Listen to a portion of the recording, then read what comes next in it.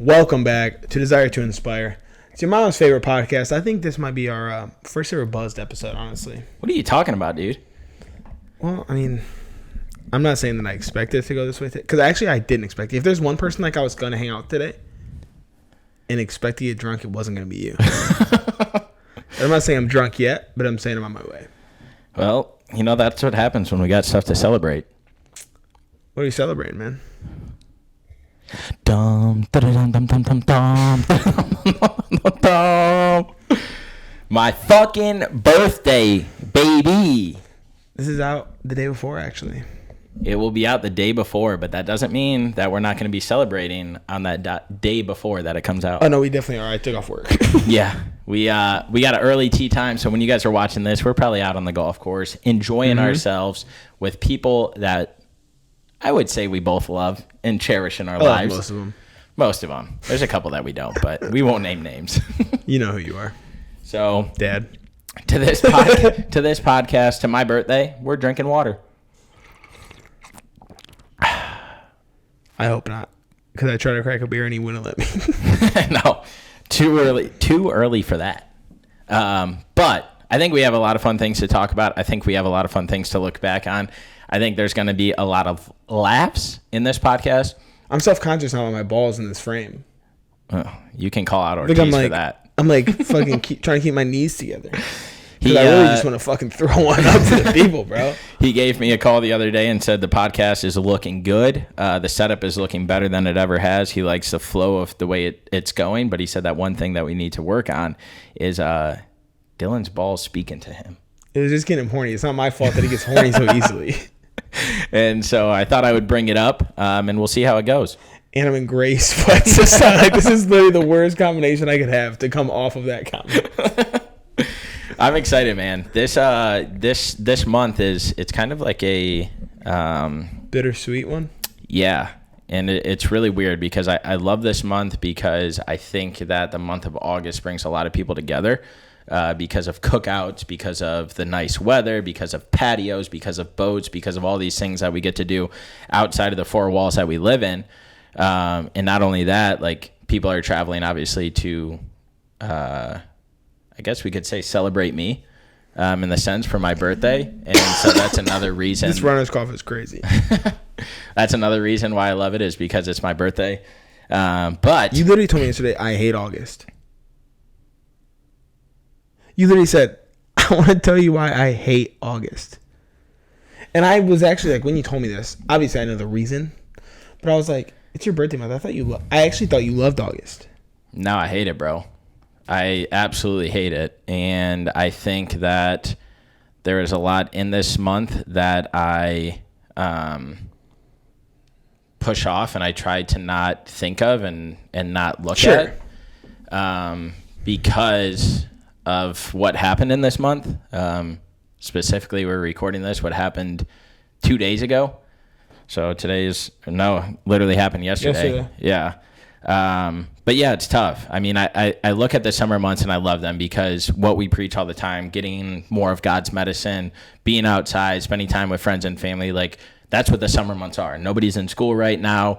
So everybody gets to create those memories, create those moments with the people that they love. And they get to see people that they don't see all the time because it's summer and we're not trapped inside with bad weather.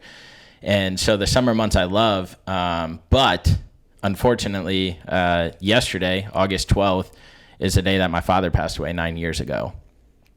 And although that day has come and gone so quick, it doesn't mean that I stopped thinking about it. It doesn't mean that I put it to the side for another year and then it just pops up again.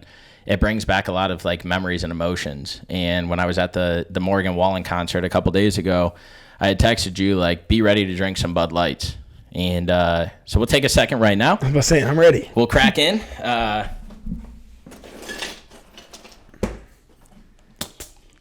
We'll do a little cheers. Cheers, buddy. Be careful with this hand.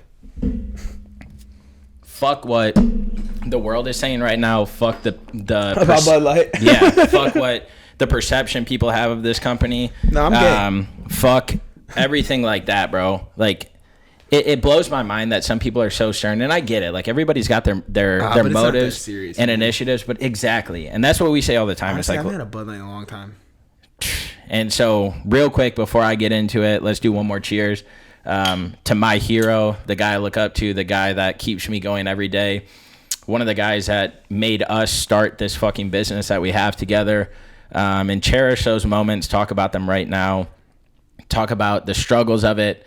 But also talk about just like moving forward in life and like how do you overcome something that was once so dark and that might still be so dark to get the most out of it. So we crack a cold one. We heard the pop, and my dad always drank Bud Light. And so to him, since I never got to have one with you, we raise a toast. We raise a cheers to you, forming me into the man that I am right now with so many pros and cons about me, but always remembering to push forward no matter how hard life gets, no matter what you go through. So to this one, Pops, this is to you, your 9 years, which is just absolutely insane to me. It hasn't gotten easier, but I just learned how to deal with it day in and day out. And so for that, we're going to enjoy some Bud Lights on this episode, talk about my birthday, why I love and hate August, but just reminisce on the past year, bro. Yeah, I mean, what you and I have had, like, and so much more. So to him. It's crazy, dude. Because I never met your dad, obviously. Mm-hmm. But, like, I probably met you, like, very shortly after he passed away. Like, within, like, months. Yep. It's just weird. Like, the fact that it's even 9 years that I've probably known you is crazy. Yeah. But, like, you saying I never got to have one with you. That, like, I didn't realize, first of all, that it had been 9 years until you posted yesterday. That's a long fucking time, man. Long fucking time. And I'm not trying to get you more emotional either. I swear. No, and I don't know. I texted you when I was at the Morgan Wallen concert, and I said, be ready for some Bud Lights and some emotions on this week's episode. Yeah, you told me you got a lot of it out, though. Yeah, and yesterday, so I've been doing these daily drive-bys that I haven't vocalized about yet because I'm just storing them and like building up a repository, and I've told you about them, but I haven't like put them out there for people to listen to. They'll be out soon, but they're just like daily drive-bys. So as I've mentioned, I hate listening to music as much as I once did. I'm not into the hip-hop industry or scene as much as I once was. I'm changing my focus on the music and the things that I listen to because I think that all impacts like the drive of life. And I'm not saying I won't. Yeah, I was gonna say you're never gonna catch me saying that. Yeah, and I'll never like take it out of my life. I love it. I love the vibe it gives, the camaraderie it gives when like groups are together. But waking up at 4:30 in the morning, then like putting right into your ears, fuck bitches, drugs, money. It's not on my drive to the gym. Yeah, and so because of that. That might happen a couple more times. Because of that, I've started like tailoring my energy and different things like in other avenues, and daily drive-bys have been that. So, okay, you're eliminating music out of your life, which was something that once surrounded it so fucking much. What are you backfilling that with to like be better or to change your mindset or to motivate you more in the mornings before you put that on? Because, dude, I'll stand over there and I'll work and I'll listen to music. I'll be in the car. I'll still listen to music. I'm not saying I don't do it, but I try and limit it, especially when I first wake up and I'm doing something that energizes me so much, going to the gym, working out, and stands for the things that I am passionate right now. And so I got a stand for my new car, put my phone up on there, and I just speak to the camera about things that I've been thinking about lately, about things that I'm passionate about things that I've seen going around in my life on like, oh, I should speak about that. Like clearly more than one person are talking about it. Like this is my take on it. I'm not saying these daily drive-bys are going to impact the mass, but like I truly believe that each and every one of them will impact somebody. Yeah, I mean, that's all it's really about though. Like most things you say aren't going to impact masses. It's just about impacting a person or two people and like letting it spread. It's never going to be... You're never going to impact everybody with one statement. Yeah. And so yesterday, I was like, well, this would be selfish of me to not jump on here and make a daily drive-by. But it happened after a big fuck-up I had trying to plug a hole in my car tire. And let's just say, we'll leave this story brief. We might touch on it one day, but I went to go and plug a hole in my rear tire, and it went absolutely sideways to the point where I almost completely lost my cool, but I kept it together, and I knew that yesterday was such a hard day that I wasn't going to let this make it even harder. Yeah. And I used it as a lesson of life. Like, look, dude, it could have been way worse. I could have been underneath the car when it fell off the jack.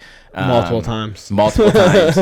And this and that. So I took that, got it figured out. Thankfully, my superhero of the day, Lo, came and was there to help me correct the situation. And she put it in perspective. Like, I know that this sucks and it's bad because of the circumstances, but like it could have been way worse. So I talked to her, talked to Matt at the time, and they made me realize that like it could have been worse. So like, fuck it, forget about it. You got it fixed. You'll get the rest fixed later. I can't believe Matt didn't tell me because I was with him. I thought for sure he would have told everybody. Yeah, me too. But honestly, maybe he did. He could have. And so I got that figured out, got the tire plugged, and then I went and got my car washed and tank filled after we got back from Morgan Wallen. And instead of coming directly home, I was like, you know what? Let me put my phone on. There's a lesson here. And the purpose of these daily drive-bys and what I told you is that majority of them will be posted. Some of them will never be posted. But it's more or less to get those things off of your mind that are on it, because I am a firm believer that the reason we get in these like depressed and anxious thoughts and patterns in life is because we hold way too much in as humans and we don't exert or let enough of it out. And so in this difficult day as it was, and I say difficult day, but like the only reason it's difficult is more people bring up the fact that my dad is gone. Because the day doesn't change. Yeah. I mean, every day is the same. Like the fact that he's not here is the same every single day. Yep. So like nothing is actually different. It's just, it's more top of mind. Yeah. Because everybody's reminding you of it and all these different things. And so instead of going straight home from the car wash when I already knew that dinner was here, ready to eat, I took a little detour, turned on my phone, daily drive-by, August 12th, 2023. This one might be emotional. That's how I started it. And, bro, I let it out. And as men, we try and hide those emotions and those feelings and everything like that. But when I got home, like, Lo first, right when I walked in the door, she's like, you let a good cry out? I was like, yep. She's like, good. She didn't ask no more questions, nothing like that. But you need that sometimes. Yeah. And I just spoke to my dad, man, thanking him for so much, but also, like, realizing that because I believe in God and because I believe in heaven and hell and all these things, I know I will see him one day. And I was thanking God for that and all these different things. But there's just something about not having him here to like experience it. And everyone that you talk to is like, yeah, but you know, he's watching you, he sees it. And it's like, I get that he fucking sees it, but I can't talk to him about it. I can't like experience this with him. Mm-hmm. And so whether it's just life shit or things I'm doing, things my friends are doing, like it just sucks not to be able to talk to him. So when I was at the Morgan Wallen concert and kind of what we talked to before this is, dude, I'm sitting in the stadium, 70,000 people in the fucking shoe in Columbus, and one fucking man brought all these people together. Yeah. All different backgrounds, nationalities, mindsets. He brought all these fucking people together for one night to just have fun, to not give a fuck about what's going on in their life, to go there and spend money that some of them probably don't have to spend, to see him perform, to just get that feeling of like, oh, life is good. And I was like, what's even crazier, he's doing this a night too. Yeah. Like this show that I'm at right now wasn't even on the calendar until he sold out Saturday like that. And he was like, fuck, we got to do a second one while we're there. So I'm sitting around there. I'm looking around, and we got a very special guest coming on the podcast next week that I'm extremely excited Probably about. Probably going to be on this one. That I'm excited to expand on in a little bit. But I was sitting there, and I'm looking around like, if one man can do this, if one man can bring all these people together in one area and do this weekend after weekend in different states, I know what the fuck we're doing can impact just as many people in each state, around the world, whatever it is. And so I get super, what's the right word to use? Like inspired, I guess you could say, by going and seeing that. And while I'm there, bro, I hate being on my phone. I hate being like making videos and all that stuff. Like live in the moment, like enjoy this. You don't got to post it on social media. But during those, bro, I'm thinking about the conversation that we're gonna have next week, and I'm writing down comments. I'm waiting. You texted me multiple times. I said, "Go have fun." Yeah. I literally said, "Stop texting me." He texted me multiple times throughout the day, and I was like, "Dude, go." Yeah. It's just like I get this feeling around me because I feel like that's gonna be us one day, bro. That's good though. Like that buzz, like that, like electric feeling is a good thing to have. Because we kind of touched on it earlier. We've been together for hours today, by the way, guys. Like we've been chilling today.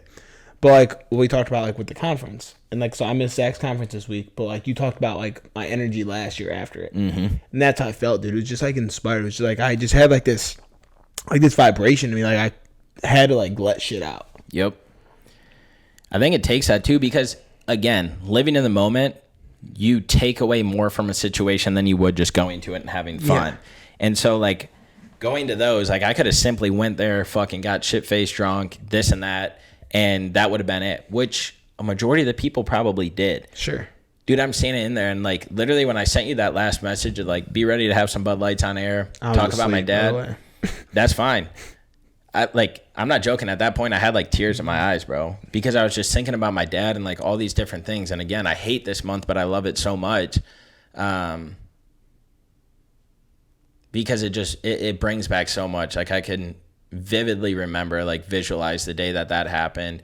But then there's also such a good of like all the birthday parties and this and that I've had in this month. And like I said, the boat rides and all that shit. And so everything compounds. So instead of taking the negatives and looking like at all the sad moments during that concert, I was writing down those questions. I was writing down like things that I want to expand on, touch on, whether it's here, a newsletter, a Facebook post, whatever it is. So it was really cool. But just seeing one man bring like a city together like that, I'm like, bro, I know we can fucking do this. I mean, I told you this earlier, but dude, that's like this. So yesterday, me and Tone went on a run, and we showed up, and there was a crowd, bro. Like, couldn't find a parking spot crowd. I had to go across the street. I'm like, what the fuck is going on? Like, why are these people here? There's like tables set up with water and stuff. And it's like, oh, so they just brought, there was at least 100 people. It could have been more. It's around there. Yeah. But I was like, even like this is just a small running community in just one city. Brought these people together. It's like, okay. And we talk about all the time, like, we need to go to these events now. Like, we need to start being in-person events. This is a monthly run. So this is once a month. They bring either over 100 people. It's so easy, bro, to, like, just find community. Like, just find people who are, like, on the same shit. Yep. So if we can just go be a part of it, I'm not even saying we need to run it. But, like, just go be a part of it. Like, put our name out there. Like, just get visibility. That's how you build the 70,000. Yeah. Morgan Wallen probably had 10 fans at one point. Like, just 100%. Friends and family who were just coming out to support. Yep. Then he goes on TV, gets some more people. And now he's the biggest fucking country music star in the world. Insane. Dude, it was so electric. And it's just wild because I'm coming off of 2 or 3 weeks from seeing Luke Combs. And, like, they both bring crazy amount of energy. Well, they're like the top two, though. Yeah, exactly. They're the biggest ones. Yep. And so seeing what they do, what they put off, and the energy they give in completely different ways just, like, shows why they are who they are. And, like, what I love about Morgan is, like, he knows that he's fucked up, but he shows his true colors through and through every single time. Like, he doesn't try and cover it up. He is bald. Don't even say it. We're fucking friends now, dude. Fucking brethren. So yeah, it was fun, man. Create more memories like that and taking something away from it that's a little bit deeper than just going to a country concert. Yeah. So I don't know. It was cool. I know we'll touch on my dad more probably in this episode, but like I said, I got a lot of it out yesterday when I made that daily drive-by that I don't think I'll ever release, but there might be like bits and pieces of it that I release. But I mean, think about like you blow up 5 years from now, and like on the anniversary, you want to put it out. Yeah, it's there. Like you have, and that's the cool part about it. Is like you have it. Yeah, and that's why to not. I mean, I guess it is going to give away too much. Like with next week's guest, I'm excited about it because I know you're not on Twitter, so you probably didn't see this. But like, I put out there like for questions like to ask. Spoiler alert, it's my dad. My dad's coming on the podcast next week. I think we've actually talked about it. But like I've done multiple podcasts with my dad. But they've all been more like casual, like let's just fuck around. I'm not saying this one won't be. Mm-hmm. Like I don't want to put pressure on the conversation. Yeah. But it's also like something that lives on. Like after, because at some point like he is going to be gone, you know? Yep. And it's for me, it's for my brother, it's for his grandkids, it's for all these people are going to be able to look back and be like, yo, like, this is where he was at in this point in his life. Like, you're going to be able to hear a conversation. That's why, like, the other conversations we've had were more like fuck around.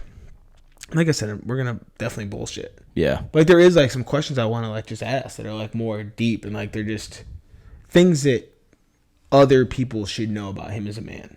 Like him as a person when he's gone. Like when they can experience it, they can look back and make, oh, like this is where he stood on this. This is like what he believed in. This is his values. This is whatever. You know what I mean? Yeah.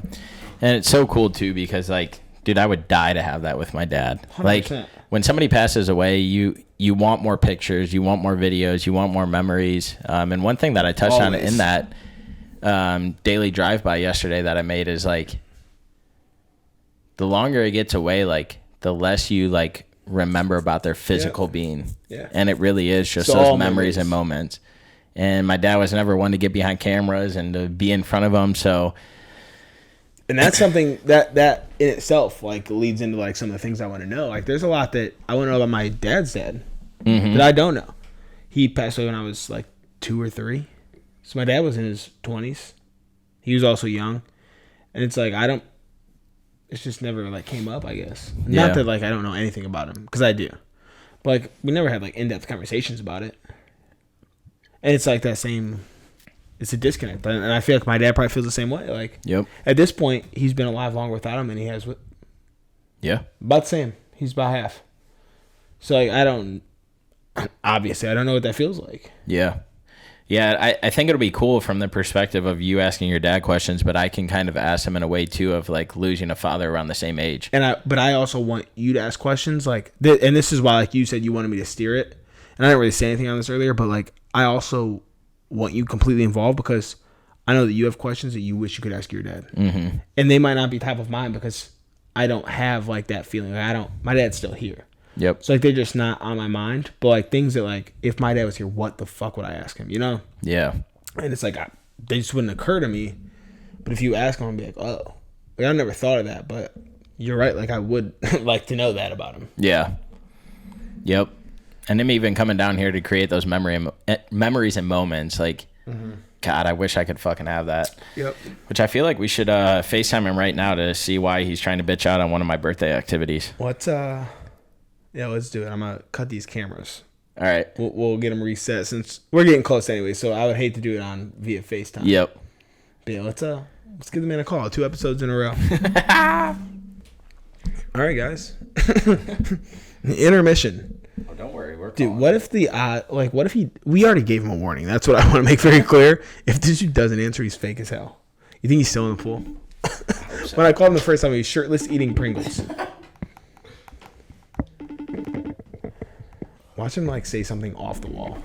What are you gonna talk into? He is, bro. There's the guy, baby. Hey, bro, whatever. Where's your Pringles? I got him over there. Tommy T, I got a question for you. Lay it on me. Dylan said that you don't like being on the water. I don't like being on the water. I prefer not to be on the water, but I don't mind being in the water. Well, you've been in the water for an hour now, so. So my question is to you, is that you're coming down for my birthday festivities, correct? I am. And on Saturday, we're doing something that you're trying to get out of, correct? I'm not trying to get out of it. I mean, I would go if that's what you guys want. I mean, I'm not opposed to it. I'm just... Freddy's hurt because it's his birthday. I mean, okay, we're going on a boat then. That's all we needed, man. We just had to... I just don't want you to get sick. I mean, it is what it is at this point. I guess we're going on a boat. All right, we're going on a boat on Saturday. We're having fun, and then we're watching the UFC fights. Okay. And I need one more thing out of you. I'm not getting naked. And I'm not having sex with you. Fuck! Although, I probably would. I mean, if I could. I need a cannonball out of you into the pool. Oh, here we go. Into what pool? Into the, your condo's pool? No, into the one you're in right now. Oh, no, not this one. No. I need a cannonball, Tommy T. Oh, I can't do that. The people want to see it. I can't do that. So I just realized Freddy's in glasses. Yeah. Was that in case you cried? Like, why are you in glasses right now? It just felt like the vibe of the podcast today, to be honest. Well, I mean, now I'm pissed I want glasses, but... I got one more question for you. And this one is solely... Listen, I got a whole bunch of answers for you.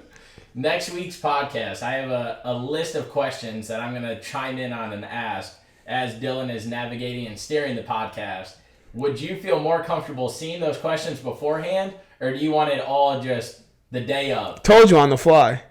Bro, I am a so by the cup. Let's just roll with it. That's what I said. I said just surprise him. I don't need any pre-planning. I don't need to think about anything. I'm going to give you my honest-to-God answer, and we're going to roll with it. So, and this may be a little bit much, but with Dylan telling me that you were on with your dad, I may have a question. Okay. But I'll explain to you where I'm going with this question. So, like, I was 26 when my dad died, right? Let's talk about this. And you're a young man. Like, I didn't. Yeah. You don't know shit. I'm 29. I still don't know shit. I mean, I'm 52, and I question like how yeah. I really know right now. Yep. But so at 26, Angie asked me one time, "What's your favorite memory of your dad?" So this is a two-parter. Right. Because my dad was a motherfucker. And, like, Dylan and I was just sad that they never got to see it. Facts. So Which we just talked about. Literally. So, holidays, we were all about, like, bro, I had 5 sisters and me and my mom and dad. 6 So girls. there was 8 people in that house at any given time. And once they started having husbands and kids, the numbers just start multiplying. And the house was not big enough. Correct. So not even for the 8 of them. So come Christmas time, like 3-bedroom. Thanksgiving, Christmas was my dad's time. Like, he loved having everybody over. So, like, for Thanksgiving, he's my cousin. They're my cousins, but I call them my aunt and uncle because they're so much older, from Kentucky. Yep. They would come up. And then my dad's best friend and his wife that lived a street over would come over, and their family. So, bro, we'd have easily 40 people in this house. Yep. Like, in this 1,200 square foot home. Like, we were breaking some capacity laws for sure. Well, Christmas Eve, that's the day. Us kids were just like, let's open gifts, let's open gifts, let's open gifts, let's open gifts. Oh my God, let's open gifts. Like, your tree is just full of, everything, right? And I'm just like, let's open gifts, let's open gifts. Have I lost you? You're paused, but we can hear you. I think it was on. You got to come back to the FaceTime. All right, well, that's Jacob calling me, so I don't know how to get rid of him. So decline that shit. Yeah. We're gonna decline it. Oh, you're back. Okay. So anyway. Fuck that kid. So he would be. I would be like, let's open gifts. Let's open gifts. So we would always open our gifts on Christmas Eve, right? Yep. And he would bro, we badgered this bastard, like this poor bastard. He is probably ready to kill all of us, but we badgered him. He set the precedent though, because I get pissed now when y'all let them open gifts at 2 p.m. on Christmas Eve. Forever. I'm like, so my mom would start cooking, and like, you had a Christmas Eve dinner and then she was like preparing. You couldn't do gifts till like 9 p.m. Dinner, and so I'm like, you know what? Let's open gifts. Let's open gifts. And he's like, I got one better for you. Let's go take a nap. And then we're done with a nap. We can open gifts. I mean, my dad wasn't a big drinker, so it wasn't like, let me just get fucked up and we'll open them after I'm drunk, right? So we'd go lay down at like 4 or 5-ish. And he said, we'll just lay down for a couple hours. We'll get up 7:30, 8 o'clock, and then we could start opening gifts. They'd always give us some bullshit like coloring book and crayons. Like, that's not going to satisfy anybody. No, they did that until the day they died. We got those. So we'd get laid down, and again, it's fucking December 24th, so at 4 p.m. it's dark outside at 4:30, and we'd be laying there, and he would shake the bed. And I'm like, he's like, do you feel that? Y'all were all in the same bed? Me and my dad. It was just me and my dad. Oh, the rest of them are still up enjoying Christmas Eve? He was just trying to calm me down. The rest of them, he didn't give a fuck about the girls.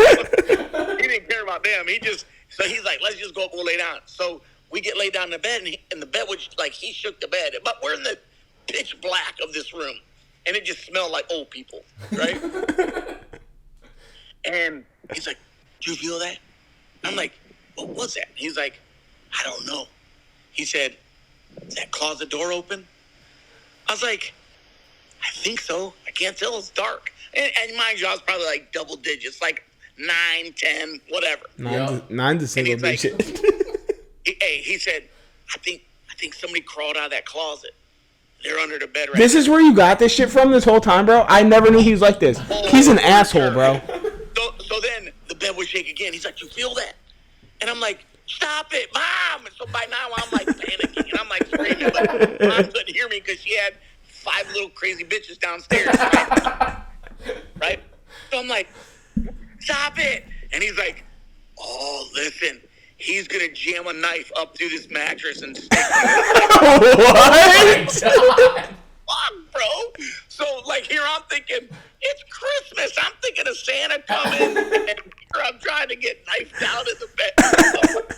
That's your favorite memory of your dad? Huh? That's you preface this with my favorite memory of my dad. Well, that's the one thing That sounds like my least favorite memory with my dad. He was just the biggest tormentor. Just on the. I know, dude. I never knew this. Now I know where you get it from. I'm leaving early Thursday morning. Fuck yeah. I'm on a flight Early at... Thursday. I'll be there by like 1, I bet. Beautiful. You'll be in before Freddy. As well. Yup. Oh, so you're leaving and coming home that day? I leave on tomorrow, and then I'll be back Thursday at 3 o'clock. Perfect. And you're going where? Texas? Yep. Nice. Yes, sir. So we'll have us a weekend, that's for sure. All right, listen, bro. All right, well, I'm looking forward to it. Can't wait, my guy. All right, man. We'll talk to you guys later. Dude. All right. We love you. Later, love you too. Your mom. I'm Bye. Okay, peace out. Can I ask you a real question? How much you pay for this? This couldn't be cheap, bro. This is one of the most heavy-duty bottle openers I've ever seen in my life. How much do you think? $45. $50. Jesus. You want to know what I could sell it for? 150. 200. I think you should do that. I think it's a wise financial decision. Well, that was my dad. You're gonna see him for a lot next week. That was Tommy T. Excited to fucking have him on the podcast next week to dive deeper into the things that he talked about. I hope that Dylan doesn't put all of that in there because I think it'll lead to good snippets. But we'll see what he does with the editing. Wait, why? Because I think that like if you capture just like a snippet of it, it'll lead to more suspense and build up to it. And we could always like touch on those things again because again, I think it'll be like a Joe Rogan podcast where we go for a couple hours. I think mostly we'll touch on again. But I think, like, there's a lot of nonsense in it. It's okay to keep it in. Yeah. I just think it would be cool to build up to it. But regardless, I'm extremely excited to have Tommy T on there. If you really want to ask me, I'm definitely not cutting it. I'm just line up the audio and let this shit rock. So that's how it's going to rock then. But Tommy T probably doesn't, realize... He'll definitely not hear any of this before he's on air either. That's fine. Because it comes out the day... Like, it actually comes out after we're recording already. So he 100% will not hear any of this. So say whatever you need to say. Yeah. No, I don't feel like I need to say this. I feel like I want to say this because I'm extremely excited to have him on because I feel like he means something to me that you don't even realize he does. Definitely don't. I don't think I do. And something that I can't wait to, as people say, give somebody their flowers while they're still here. Yeah. And let him know how much he's impacted me through knowing you, knowing That's actually him. what I'm excited about too. Is like I feel like sure, like he knows I love him, like 100%. But like to actually like be able to like express it to somebody is a completely different thing. Yep. Especially like while they're here and like while they're healthy and alive and like things aren't going bad. Like like it's all in good.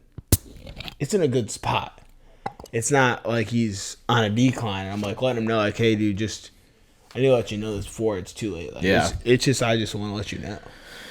Yeah, and I feel like it's cool too because most people like they don't ever get to like tell their story, tell their why, tell their truths, tell how they feel about like their kids.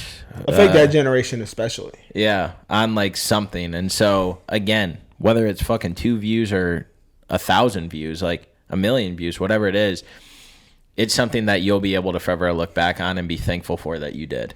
Yeah, and I mean, let's be real, I'm getting a little old here, so like, who knows when I'm gonna have kids? God forbid he's gone, but like, if they don't make it to an older age, like they'll be able to look back and like, this is who my grandpa was, you know, like, and we like kind of like to touch on what he touched on. I would love to like see a video of my grandpa talking about his life. Yeah, 30 years ago. Yep, 100%. And too, I think it's cool as well because I mean, especially recently. Sorry about that if you heard that. Recently, you know, people that like. In going through with my dad, like, bro, they were healthy one day and gone the next day, or almost not here the next day. So it'll be cool to have that conversation. Sure. I'm really excited about it. And two, just to kind of tell him and talk to him and see his view now that I look at him in a certain way, again, that I've never been able to express to Tommy T. So you're gonna tell him this next week? Mm-hmm. Because I'm curious now. Yeah. You got me intrigued. Yep. So I feel like that's one thing that I do really well is speak what's on my mind, let people know how I feel, and come to the bottom line of like answers, concerns, questions, like whatever it is. And so, you think he'll cry next week? Do you think that what you're going to say could bring him to tears? I don't think what I'll say will bring him to tears. He's an emotional guy. But I think going through kind of just like life and hearing his story and stuff like that, like, bro, there's so many things that could bring him to tears. It could be talking about you and your fucking brother. It could be talking about his grandkids. It could be talking about his relationship with your mom. Like, dude, there's so many things that he has to be grateful for that could just like bring it all back since we're bringing it to the surface. His parents, like all that fucking stuff, bro. Even like meeting me and the life that like we've shared together. Like, I'm not saying that will make him cry, but again, we're bringing all this stuff to the surface, talking about it to have a real authentic conversation. Like deep conversation like you wouldn't have just generally. Yep. And so I think like, emotions could really get involved. And that's why I didn't want to tell him right there, like, this is my favorite moment about my dad. I want to experience that with him in the same room. Yeah. And I'm joking like that he's an emotional dude, but like I actually genuinely like appreciate that about him. Because you talked about it earlier, like dudes have to like hold shit in, like they're not emotional, this and that. I've never had to like see that firsthand. I know for sure my grandpa was that way. He didn't show his emotions like that. But my dad does. Yeah. Like, my dad will break down to me. Yep. And I respect it. It's like I've always been an emotional dude regardless. I think growing up it was like, yo, stop crying, you're a pussy, like whatever. Mm-hmm. Like, because I was probably overly emotional. I'll own that. But like over time, people were like, "Oh, like it's cool to be that way," and like, but it wasn't always. And so like, it came to a point where it was cool. And my dad's always shown it. Like my dad was never like, "Yo, like I can't." Like there's people out there who don't say "I love you" to their kids. I know, which is still fucking crazy to me. Yeah, maybe like 100 years ago, sure, whatever you want to do. But like the fact that it's still a thing is crazy. I've never had to experience that, and so I had an emotional dude who like showed me it was okay to be vulnerable, like okay to like say shit. And so even that conversation, I think, is going to come up. But it's just, I can't stop burping, dude. But it's just, I don't know, it's like a different vibe than I feel like the average male would have. Especially like with father-son relationships. I could raise my hand and say that my dad didn't offer up to be vulnerable or he was a blue-collar guy. He fucking worked with his two hands. Yeah. Fucking was on his feet 24 hours, or 17 out of 24 hours a day. Like, he was a fucking blue-collared, you figure it out type of guy. Blue-collar though too. I get that. And that's why I'm excited about it, because see a different perspective. And I can even bounce things off of him that I saw that I might struggle with, and he can be like, yeah, but blah, blah. I don't think my dad was always this way though. I really don't. I think that like as me and my brother got older, like he found his way into it. I know for a fact he wasn't. It's more based off of that first time I met him. Yep. Based off of that first time I met him, and I'm going to bring that up. Me too. I want to dig into that too. Yeah. I think that's more interesting is because now we're here. And I think it's also interesting that he's not going to hear this. So he doesn't know we're talking about this because this comes out after he's here. When I first met your dad, was your grandma or grandpa still alive? My grandpa's been dead since I was a child. My grandma just died before I came to visit you in Dallas. So yes. Yeah. No, I think he was like that before my grandma died. Sweet. Yeah, I'm excited. The conversation's going to be great. I don't want to spend any more time on your dad because I don't want to give too much away. Too much away of even what you want to take out of the conversation. Yeah. So I'm going to steer this back to my birthday, not to be selfish but because I want to hold this for next week because I truly am going to cherish this podcast and like really, really fucking excited for it. Yeah. So I want to keep everything else that we have because like, dude, we could keep going and ruin 50% of the questions or thoughts or ideas that we have and bring them back up. So I don't want to do that. For sure. But one thing I want to do, I don't know if you guys remember, if you guys have been watching this long, but our episode with Boyd. Our 8 and 80-year-old self. Is that where you're about to go? Our guy, fucking Boyd, came on here, spoke his truth, spoke his why, was authentically him through and through. To this day, I think of him often, just how he's doing this and that. When's the last time you've seen anything of his? It's been a while. He went through it recently. Almost died. So, like, I wish that you had already seen it because I don't want to bring it up now. But I'll tell you, like, off air. He put out, like, a big thing about, like, he had a heart attack, I guess. Like, it's, like, turned his switch, like, another way. He's still very, like, intense. Yeah. He's never going to not be intense. But, like, I actually, like, wish you would have seen that.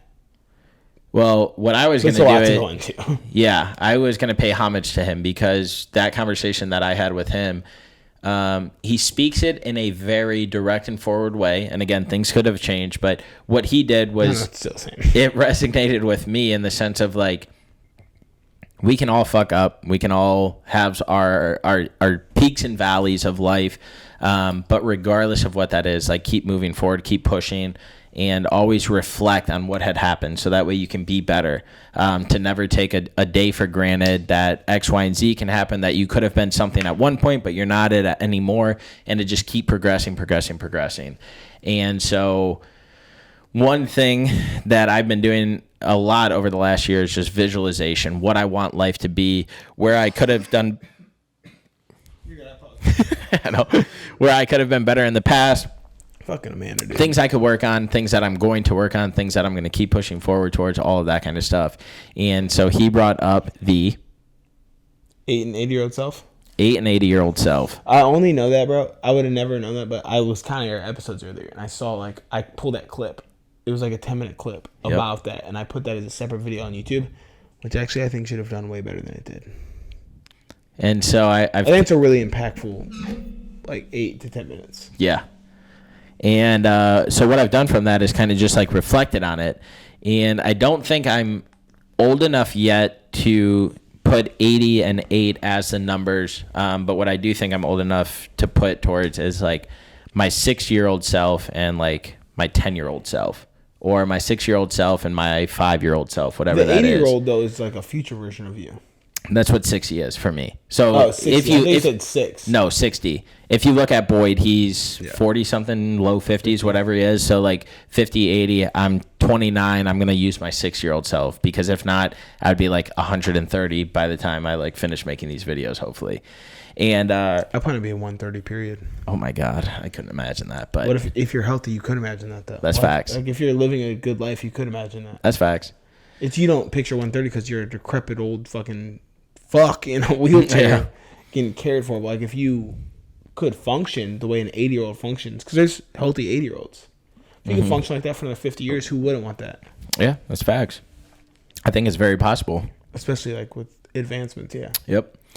So I'm not going to go into what my 6-year-old self would tell my 29-year-old self, and I'm not going to go into what my 29-year-old self would tell my 10-year-old self.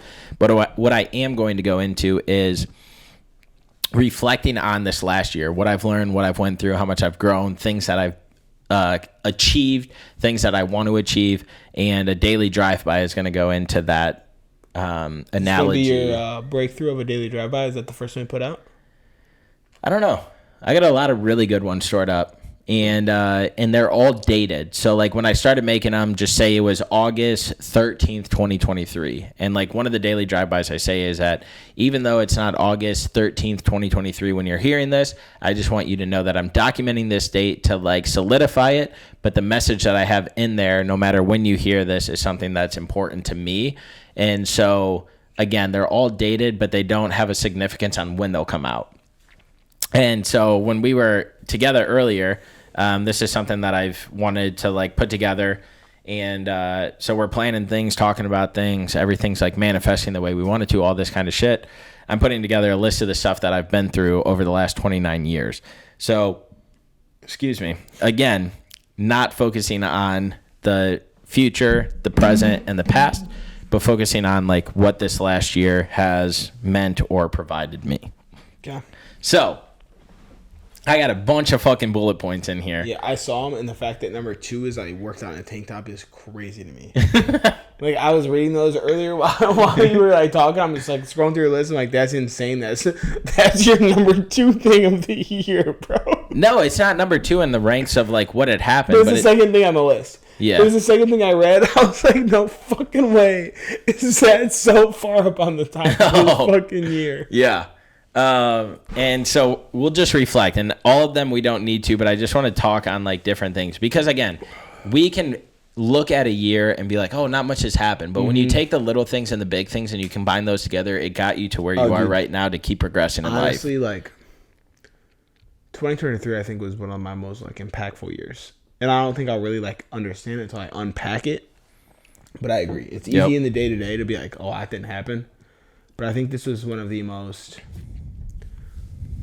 life-altering years for me for a lot of reasons, which I'm not going to touch on them now. This is your birthday episode. But we'll touch on them eventually.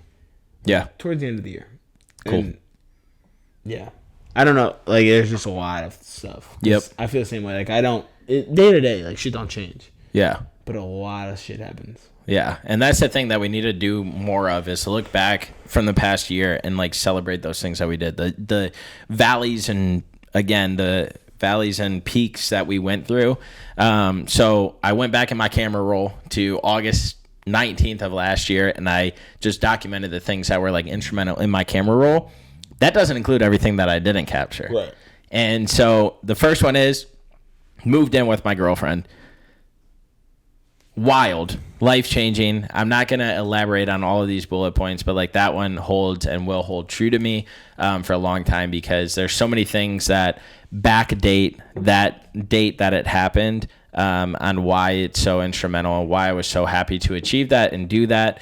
And now we're in a different fucking city, living together still with our fucking awesome dog, and just living life with the people around us that we love. You guys, our friends that we've met here, like so many things, our family and friends being closer, like, dude, there's so much. And so like the fact that I look back in August was like when we did this together, it's just so mind-boggling to me. Oh, you guys just moved in together in August. Mm-hmm. I didn't know it was like that close. Yeah, literally August of last year is when we moved in together. And so seeing that in Dallas, beautiful apartment, I think we jumped that chapter a little bit too quick. I don't think we should have moved as quick as we did, but we'll touch on that in a later episode. So that was my first one. I saw my second one, and I was like, no fucking way. Working out in a tank top. Most people would laugh at that, be like, dude, fucking move on. You laugh at it, but like, dude, I'm so insecure in my... I just don't understand that, though.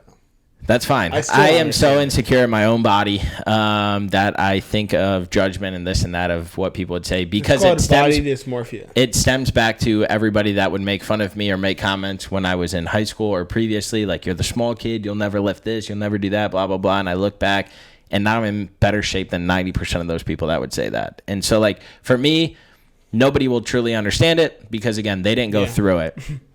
So I could elaborate on that, but I won't. The third thing, I got my first DTI Yeti, baby. I saw that one too. Which is really cool because, like, it was seeing our brand on something that I see a brand so, like, powerful in my mind, and just seeing that on there, I was like, dude, this could be a movement one day where, like, we're giving out Yetis with our logo on it and, like, actually spreading awareness through... We gotta be real big for that. Yetis are not cheap. Yeah.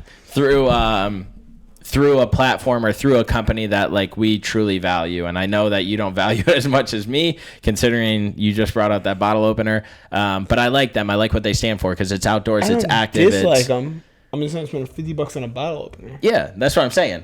That's all. I don't dislike them. I have Yetis. I just don't have 100 Yetis. How many do you have? Do you know the number? Over 32. It's a very specific number. I feel like you have 33 then. I think it's closer to like 40, between like 38 and 44. Okay. Somewhere like that. Another big thing, started creating content way more. So I look back at my camera roll and there were so many more videos, so many more pictures, so many more posts. We got to get back to that. Yeah. But like, we got to push back that direction. Yeah. So that was it. So like seeing all of that and like filing it away, I was like, holy shit. We started DTI 50, which I feel like we created a community during that like truly. My dad literally just brought it up. Yeah. Truly impacted people. And we're both burping. We should just make a clip of us burping this whole entire time. I actually still have people reach out about DTI 50. Yeah. For like the rules or like, not rules, but like the guidelines. Yeah. So started DTI 50. One of our clients right now that's been with us probably the longest, I mean, who experienced the most out of DTI 50, talks about how it like pretty much saved his life. Yeah. And so as we talked about earlier, how can we take these things to like influence people around us to keep getting better? Because we do a good job of posting stuff, but we don't do a good job of like honing in on the business that we have to be able to like support us to keep growing. And so looking back at DTI 50, it just brought back a ton of fucking memories and moments throughout my life. So far when we started. Maybe. Yeah. As I drink a beer. That's fine. Then the next one, visiting Charlotte to see if we wanted to move here. So as I said, Lo and I moved into our apartment, and we just kind of wanted to change, be closer to friends and family. We love Dallas, but it was like, we're young as fucking. I never asked you about this. Like, what did like prompt that move? It was just random? Just random. We both were like, let's see what it's like. We're young as fuck right now. We can always come back. Or was that like after you guys? Amanda got a job in Dallas, and Lo's dad called her and was like, if your sister gets offered this job, you cannot move because Amanda's coming to Dallas. So you got like, she's moving there like to be closer to you. Wow. And so it was like really cool. Same company she's with now? No, different company. Wow. Yeah. And so me and Lo were talking and was like, well, she got a job in Dallas, like maybe she can find a job wherever we move. And so it just like worked out where she was interviewing with another company and she got that job. And so moving here, well, first visited Charlotte to visit Tone and Nikki. At this time, Lo knew that she could move and be remote wherever. I was looking for a job, and so we came here, and like what we saw and what Tone and Nikki showed us, like, dude, we loved it. It was like, yeah, this could feel like home. It's closer to friends and family. We got the water, we got mountains, we got all this shit. And so it was really cool to experience that, and going to the game, it was like, yeah, this could be home. And so thankfully to like Tone and Nikki, I appreciate you so much for like taking us into your house at that time, because like it really did show us like what that next chapter could look like for us. And we had a blast that weekend. And so next on the list, our first hoodie drop, which was probably my favorite drop out of all of the merch that we've had. There's a lot of meaning behind the drop, the quality behind the material of the drop, how it happened, how it came about, how you and I collectively like put our minds together to create this image of something, showed me that we have the vision, the image and everything to like keep this thing moving forward as long as like we don't ever stop. Mm-hmm. And seeing also too like how much of a fucking impact it made. Like there was a ton of people that we didn't know that bought this hoodie.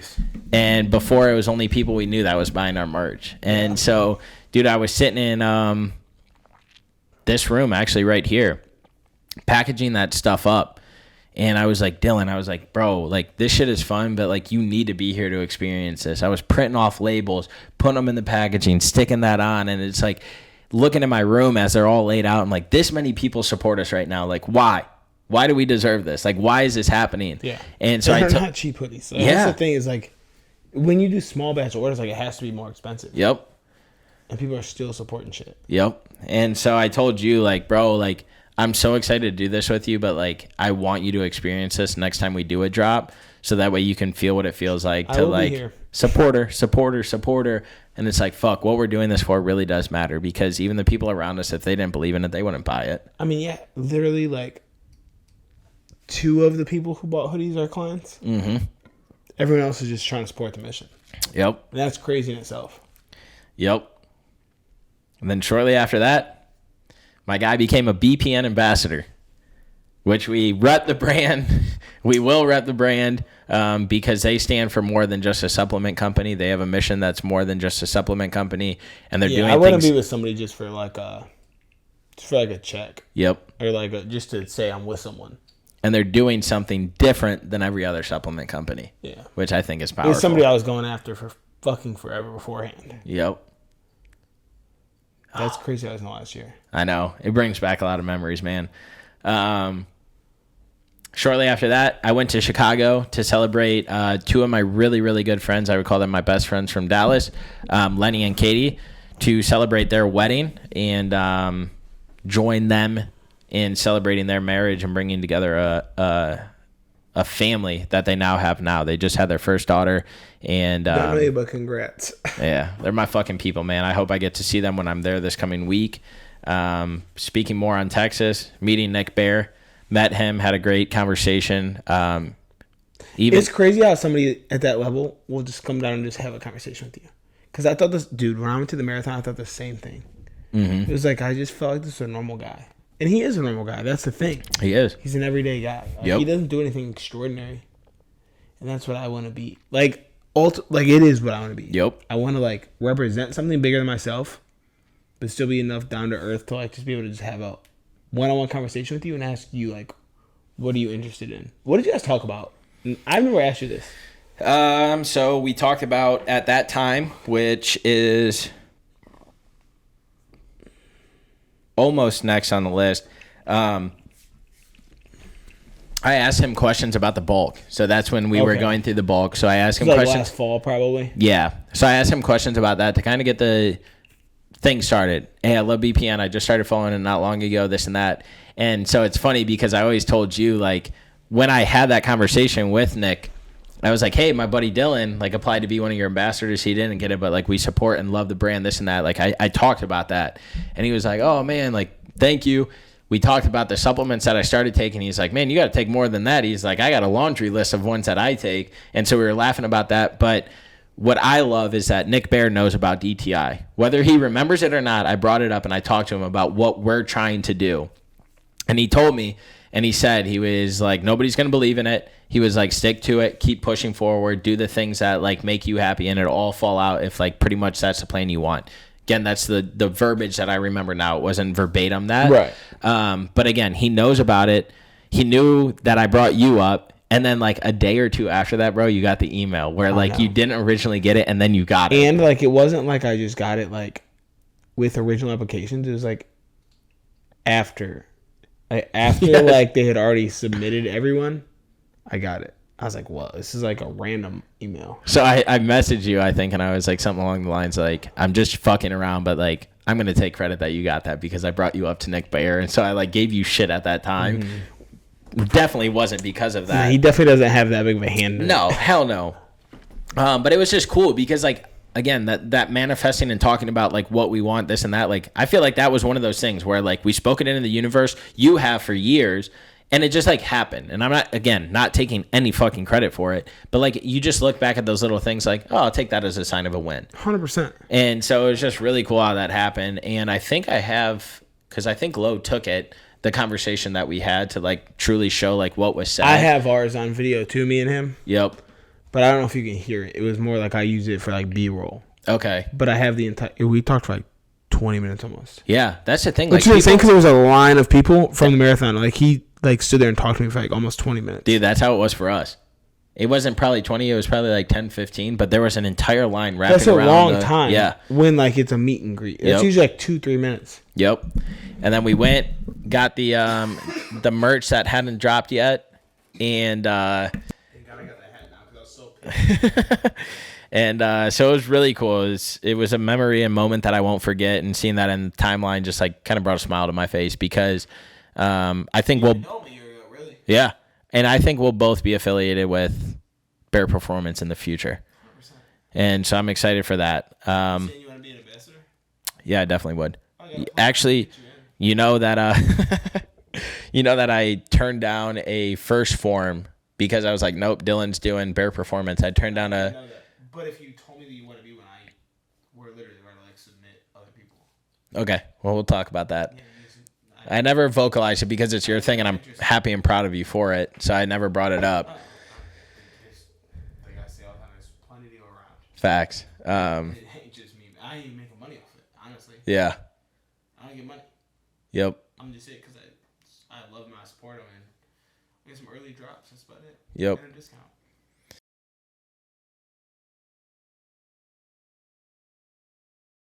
Sorry, I was muted for the last 30 seconds, guys. Cool. We're back now. We're alive. We're back. We're well. Hopefully, this is the last time we have to do this. Because if it goes more than 30 minutes more, that's actually insane. That's fine. Joe Rogan, baby. Let me use this $50 bottle opener real quick. So the next thing, Lo and I moved to North Carolina with Decky. 16, 18-hour drive, something like that. Not 24. Not 24. And I look back and at that time and over the last 6 months, 7 months that we've lived here, it's been a pretty hard transition because we love Dallas so much. Yeah. But we're finding our groove, we're finding our niche, we're fitting in, and now we're loving it. This is gonna bring up a conversation I don't know if I want to have today. Good, don't. It was a good one though. And more importantly is one thing that got to happen. Say good, don't. One thing that got to happen that I think is the best. Clip that for another burp. This is gonna be a compilation of burps. Is that Lo and Amanda got back in the same city, back together, because they had been living apart for 4 years, something like that. It's hard living away from a sibling. I couldn't imagine living away from a twin. Yeah, I couldn't either. So it's been really cool to have them back together, see how they interact with each other. Because when Lo and I first met, it was just kind of her. It wasn't really Amanda in the picture as well. I've always wanted to ask you this, but I never have. But I honestly thought it today at Sycamore. If they were standing side by side, never spoke, would you know them apart? So when I first saw and encountered Lo, I thought she was in all of my classes. And it's Amanda. And when I finally spoke to her at the end of my senior year or something like that of Ohio State. So you're telling me that you thought you were attracted to Amanda first? No, that's not it. That is not it. Shut your fucking mouth. No, that is not it. That is not it. When I spoke to her, I go, dude, don't tell her that. I go, we're in every single class together, and she goes, no, we're not. We're in 5 out of 7. I don't know what it was. She was we're in all but 2 of them. I was like, no, we're literally in every single class together. To the point where I thought I was stalking you because we were in every class together. She goes, I promise you we're not in every class. We're in 5 together. That's my sister. So we're going back and forth, and she goes, I have a twin sister. And that emoji where it's a bunch of question marks, calculations. Yeah. I was like, what the fuck? She goes, yeah, I have a twin sister. You're probably in class, 2 of the classes with her. No fucking way. So in the beginning, no, I wouldn't have known who was who because I didn't know. But now, you could look at them and know. Oh, but I can talk to him on the phone and know. I never really thought about that. Do they have the same voice? Pretty much. It is pretty similar, I guess. Yeah. I never really think about it. Someone with him, I honestly though, I only know because most of the time when I come over, Lauren's here and Amanda comes after, and so I know what Lauren's wearing. And today, Lauren sat directly next to you, so I'm obviously that's Lauren. But if I just saw them out on a run, I couldn't be the right one's Lauren. Yeah. I'd be I don't fucking know. Unless I saw your story with your outfit beforehand, I don't know, man. So that was another instrumental moment. Yeah, really it's cool. Crazy you thought Amanda was hot first. Okay. Mute your mic again. The next thing is did a bulk with the boys. This one was really fun because none of us have ever trained like this or really done it, or at least I hadn't. Yeah. And so it was fun just to do something to challenge each other. It was weird to stop running and just try to eat. Yep. And so it was fun. There was things I would have done different during that time, this and that, but overall, looking back, and I was that was a good time. Little competition, kind of spark things. Yeah. And having you fly in for it was really awesome. Shortly after that, I got to visit Oak Island, which will always hold a special place in my heart because my mom found somebody that she loves dearly and he loves her just as much, and they complement each other well. And so having my dad gone, I always told my mom that I want somebody that takes care of her and helps her achieve the dreams that she always had set for herself that she didn't get to accomplish. and to just live a life of like travel, fun, Was carefree. it weird for you at first, like having someone else come in the picture? I could film another hour and a half of all of that. And so it means a lot. When I got to visit that, I got to see a different smile on my mom's face that I hadn't seen in a while since my dad passed away, because she started to find that purpose, that why, and that drive again. And it warmed my heart. But I was a dickhead, we can say, for the longest time on why I didn't want that to happen for my mom selfishly, because I always like saw her and my dad. I didn't want to see her and somebody else. As soon as I came to the realization that life is too short to be lonely, life is too short to not be lived with somebody, or regardless, life is too short to not be lived with a smile on your face. My mom and I had a conversation that I won't go into right now, or the setting of it, but yes, it was hard in the beginning. But as soon as I came to the realization, like, this is the best for my mom, and like me and my sister want her nothing but happy, it became a lot easier. And so visiting her in Oak Island, like going down and still visiting to this day, is just like so heartwarming, because as much as I loved her coming out to Dallas, as much as I loved her coming out here to visit me and showing her this new life that I've created for myself, it gave me the chance for her to show me this new life that she's created for herself. Yeah. And so it's just, I mean, I'll probably have a property there one day, just for the seldom fact of like how much that place means to me. And so it'll be good because it'll be an investment property. Right. And it's also a cool spot to go visit. Yep. Whether you're here or not, like, it's still a nice little spot to be. Yep. And I touched on our hoodie drop. We were designing it when I first brought it up, and then after that Oak Island trip is actually when we fucking dropped it. And it was our most successful drop that we've ever had in terms of reaching more people than just the people that we know to support us. So Really good number. Yeah, for that, it just like I love when I see people like just post random like videos or pictures and they're in it. Yeah. I want to. Just casually wearing our gear. And as I like talk to you, I always think of like different things that I've written down on my phone. But one of them is like frame every merch. So like have the bottle in a frame, have the hoodie in a frame, have the t-shirt. Like a fucking jersey. Yeah, bro. And just have that for like a look back of like drop this on this date. And we can look back over the years when we have like an actual studio. And we can be like, yeah, this is when we first fucking started. We released these bottles. We released these shirts. We released these hoodies. So I'm going to make it a point to actually do that because I think that'll be a good keepsake for both of us. Yeah. Which will be cool. It means we got to get another shirt and hoodie because I only have one. You only have one. We got a couple extra. Oh, okay. We got a couple left. I was like, fuck. Yeah, which will be good. We got to get some new ones. We got to reorder them bitches. And then to go along with, you trying to grab me that in there, dude? Sure. While I speak.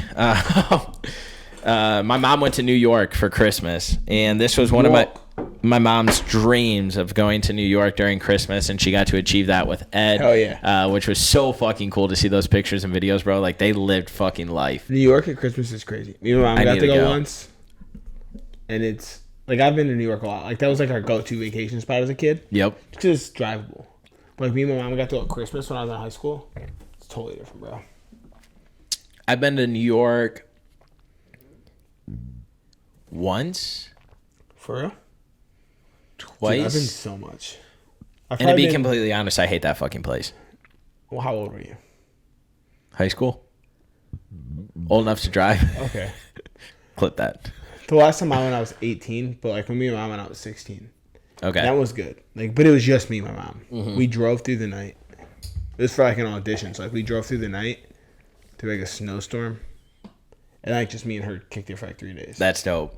Yeah, it was cool. Yeah, mom got to see with Ed the Rockettes that she's always wanted to see. They got to go to some of these bars that were like completely fucking decked out in Christmas. They got to go to the ice skating rink. They got to see the Christmas tree. Like, the ice skating rink is crazy, dude. Seeing those fucking things, man, like seeing those memories she was creating, sending pictures.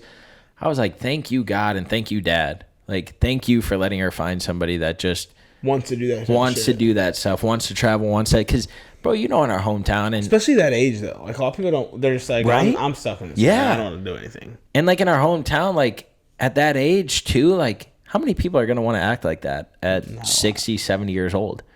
And so it was really cool. Like, she doesn't even know how much it means. Ed doesn't know how much it means. I got to give Ed my flowers, or his flowers, one day because, again, like, not Ed. Ed's a good dude. Yeah. Every single time I talk to him and he speaks about my mom, it's just so highly, and when I speak with like Abby and Eric and my sister, like we're all just so happy that they found somebody they can care about, since we both went through something similar. Our situations were not the same at all. They still fucking suck. Yeah.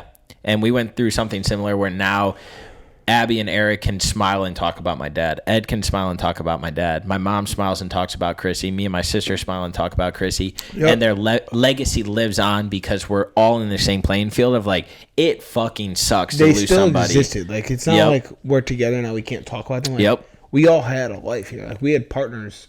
And just... One of my biggest fears is that my mom was going to be with somebody that tried to delete that portion of her life. Man. Because there's people like that, bro, 100%. That are insecure and don't want to talk about that stuff. Yeah. So it's really cool.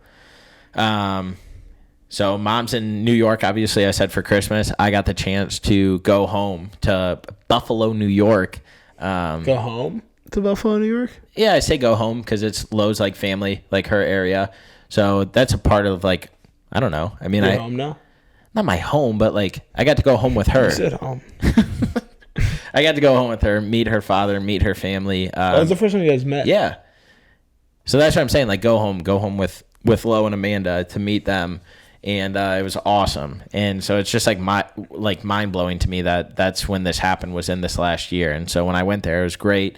Got to eat some buffalo chicken wings that aren't from fucking Wild Wings. No. What'd you think of them? What did I think of them? So different, bro. Oh my God, are they different? Yeah. My ex, her dad used to live in Buffalo, and we even got wings. I was like, whoa. Dude. This is what a wing's supposed to be. Yes. It was crazy how different a wing is, bro. So we were there. Excuse me. I was only there for a short period of time. Yeah, I was there for like a weekend. I was there, 2 days, if that, because we were in between like Christmas and New Year's and stuff. Every day. Every meal, I think. Bro, we were like, we're getting them on Friday because we got in late Thursday. We're gonna go Friday because Saturday's busy. I leave Sunday. They go, oh my God, I got this work call, I got that work call. I said, girls, I'm going to get wings. I'm going solo. I'm going by my fucking self. Dude, they're self. so fucking good, bro. So I had went to Buffalo with Tone and Matt to visit our boy Bamel. Visited him and got wings, and like it was ungodly. And we drank fucking Molson's all night. Jesus. Ugh. That's the only place I'll drink that shit. I want to drink it there. So I knew how good it was. I knew how good the cheese whiz or cheese whatever sandwich was, like all that shit. So when they were like, yeah, we got meetings all day, we won't be able to go to this time, but then we have dinner with my dad at this time, I was like, say no more, I'm going solo. They're like, you can't go solo. I said, I'll bring you back wings if you want some. I went there, bro, crushed a couple beers, crushed a dozen wings, some fries, watching football, like highlights and shit like that, because it was amazing. I may have been texting you or Matt or snapping you guys at the time that I was there. I was snapping Matt. Bro, I couldn't be happier. I got a smile on my face. I'm snapping in these pictures, all this stuff. So it was amazing. That whole trip was fucking great. And I believe her and her dad and I have built a relationship that it's just going to keep going and building stronger and stronger. We talk on a weekly basis, just sending each other like stuff on Instagram and things of that nature. But it was really cool to like meet all of them and get like ingrained a little bit more in her family, because you know how much that means to me. Right. And so shortly after that, I was back home in Lorraine for our Christmas, working out in Jeremy's gym.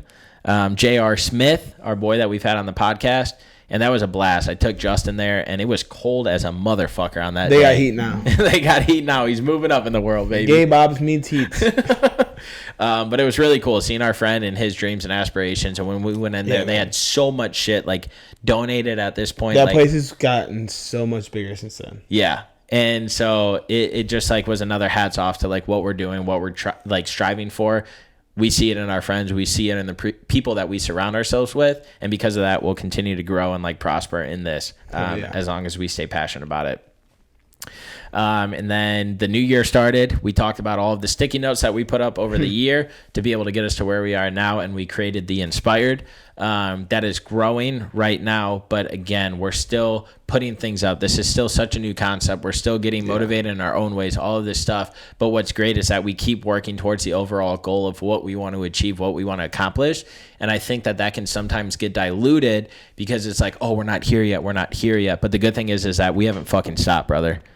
And so let's do a little cheers to that. We haven't stopped. We're not going to fucking stop because we know the impact we want to make on this world.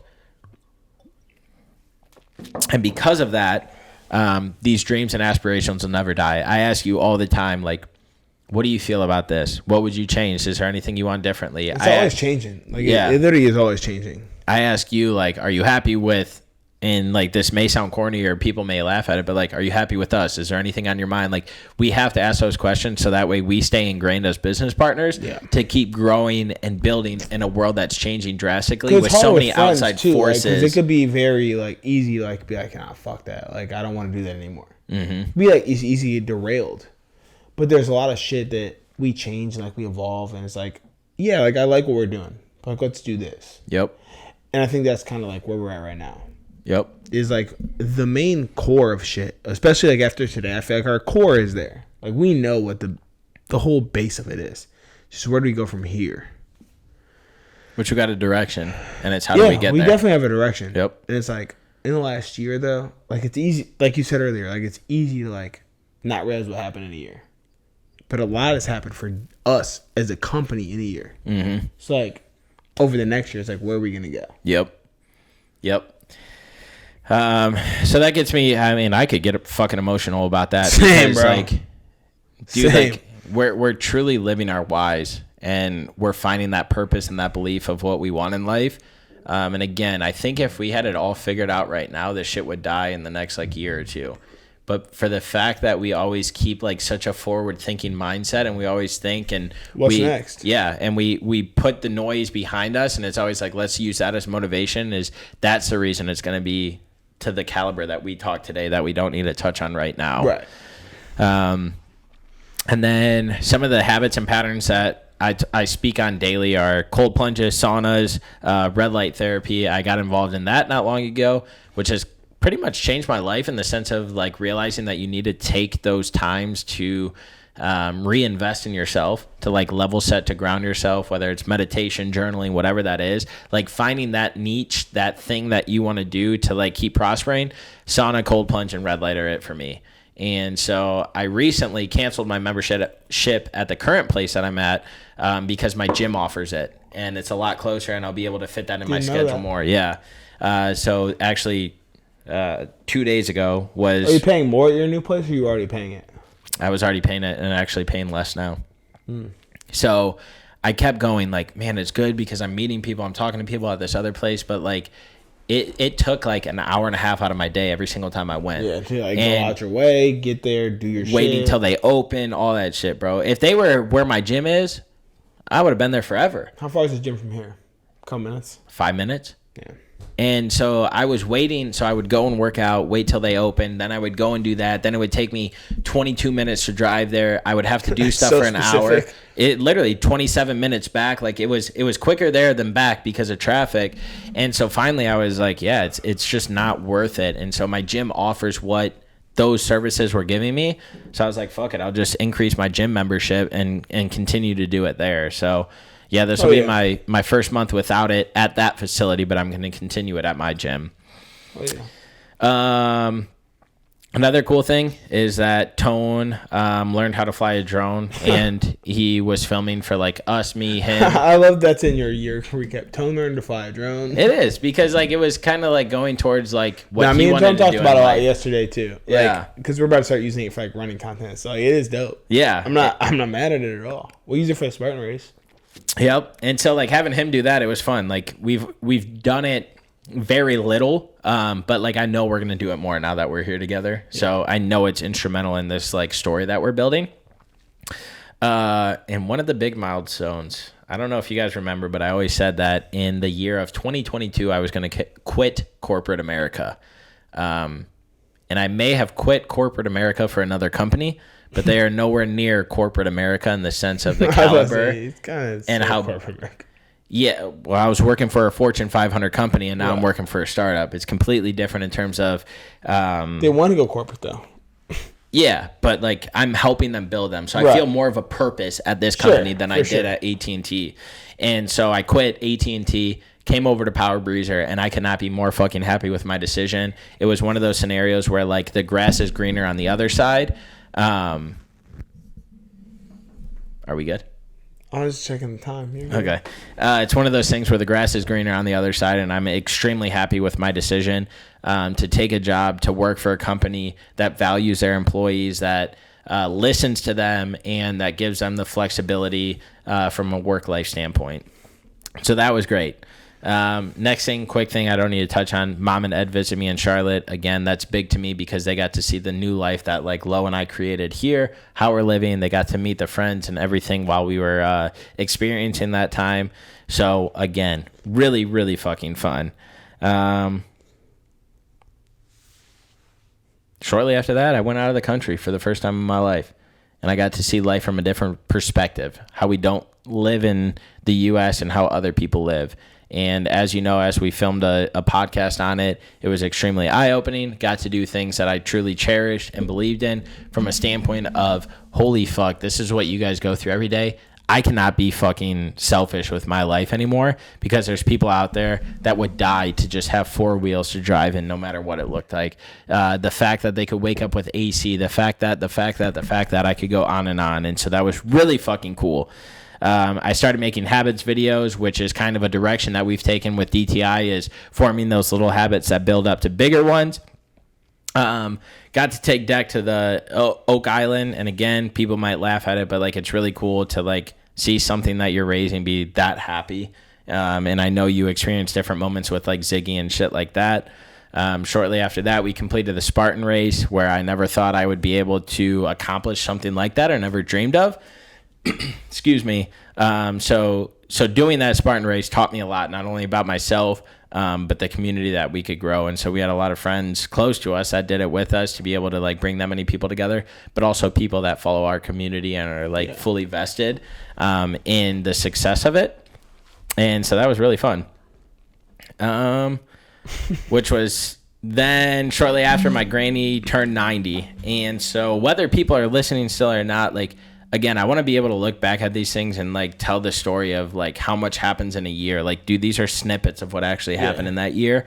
But like we can look back, people can look back, and I hope people take what we're saying here and it's like, wait, let me look back at my life. Like, these little things really do add up. Like, all of this shit is just little stuff that's happened in a year that has like compounded to then be like, I want to do this year. Like, bro, my goals are way bigger than they were here. Everything is. And so like even watching my granny turn 90, like being a part of that birthday celebration and seeing the smile on her face and the friends and family that were around, like all that shit is so fucking important to me. Which just like ends the year with like Mom's birthday, Lo getting Winston, who is a great like addition to the family that we have here in North Carolina, seeing Luke Combs and having the same thoughts that I had when we were seeing Morgan Wallen of like, this is what life can be. This is the impact that we can have. Like all of this fucking shit, to getting a new car that I once dreamed of having that I couldn't afford, that I literally almost broke down in tears because I dropped off a jack 3 times. Chill, bro. That I couldn't have because I didn't make enough money and I had all this debt and all this stuff, and then I fucking accomplished it. To like you and Justin moving here, to Matt, Mia getting married, like all of these things, to then Morgan Wallen, to now my birthday coming and we get to interview with your dad. Like all of these things, bro, may seem like little fucking shit that we go through year Every in and interaction year out. matters, bro. It does. And the like smallest interactions probably mean the most. And when you lose somebody and you see how short life is, you look back at all of these things that I just stated. Dude, I could have added 100 more in here. Right, exactly. Like, imagine if we broke that down over the last 10 years. Like, this might get emotional. Imagine if you broke it down over the last 9 years since your dad passed away. All the good fucking memories you have. And I'm going to get emotional. I don't even want to get emotional. But if you broke it down over the last 9 years, like, how many good things have I experienced in here? And, like, you really break that shit down, like, it's very easy to forget about from today to tomorrow, because it doesn't mean that much. But like over time, you're like, damn, like all these things like molded me, they impacted me, like they shaped who I am today. Yep. And we need to remember that on a day-to-day thing. Like, there's shit. We didn't do shit today, bro.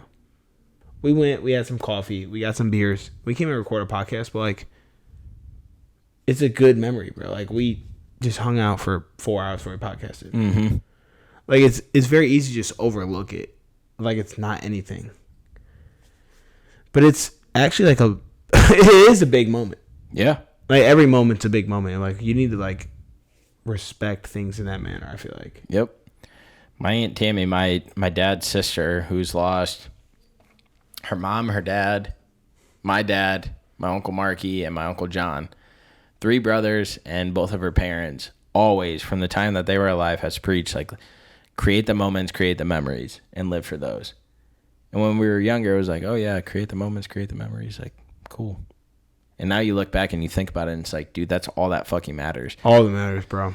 And so I got it fucking tattooed on my left, what is that, shoulder blade. I got it tattooed on my shoulder, like, to just remember to live in the moments, live in the memories that you're creating, and go and do things sometimes that you don't want to do. Make those phone calls that you don't want to do.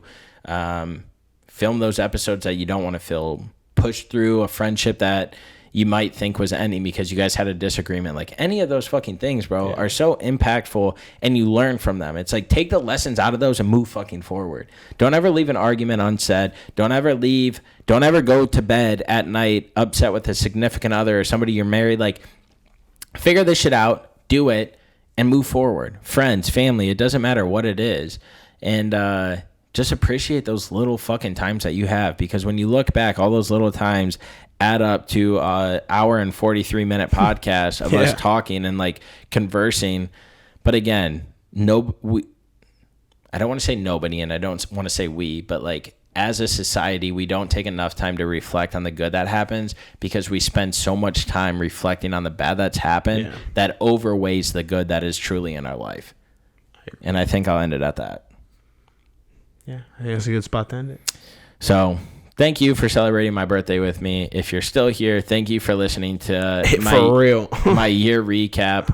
I think these things are important because, like I said, whether it's the big things or the little things, they all add up to the same direction that you want to go. But it's never over until it's over. So while we are on this earth, while we are living these memories, these truths, these moments, set some time aside to, like, reflect on those and truly hone in on what's happening in your life to be able to appreciate it, to then keep moving forward and forward and forward. So take the time to figure things out, whatever it is. But most importantly, have the desire to inspire, so that way you're always moving forward. Tell the people you love them, and capture those moments with them, so that way time does never stop moving for you except for forward and not reverse. We love you. Your mama loves us. Have a good one. It's on. Peace.